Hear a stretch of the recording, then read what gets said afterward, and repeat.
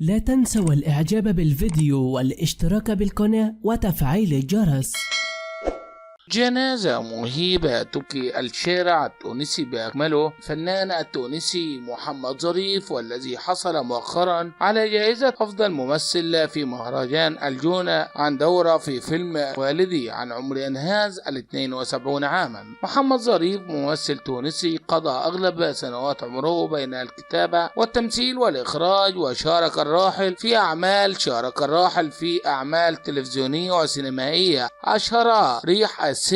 كما ساهم محمد الظريف في أعمال تلفزيونية ناجحة، أهمها السلسلة البوليسية أبحث معنا التي أنتجها التلفاز الوطني التونسي، ولقت نجاحا كبيرا في ثمانينات القرن الماضي. وجنازته أبكت الأسرة والشارع التونسي بأكمله بحزن كبير على وفاة الفنان التونسي محمد ظريف صاحب العمر 72 عاما.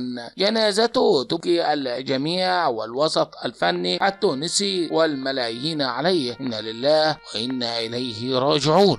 كان رجل طيب محبا إلى الفقراء والمساكين، وكان يهطف عليهم من نفقته الخاصة. الفنان التونسي المحبوب من الملايين محمد ظريف، واهتزت مواقع التواصل الاجتماعي حزنا بالتعليقات وقالت: إنا لله وإنا إليه راجعون. كان رجل طيب محبا جدا إلى أسرته الملايين والشارع التونسي من الكبير والصغير. أحزن عليه الملايين والشارع التونسي بأكمله بجنازة الفنان الشهير التونسي محمد ظريف صاحب العمر 72 عاما. سطر حزنا كبيرا على كل محبوبي الفنان الشهير، والحزن العارم على كل من عرف هذا الخبر المبكي والصادم. واهتزت أسرته حزنا بهذا النبأ الذي صدم كل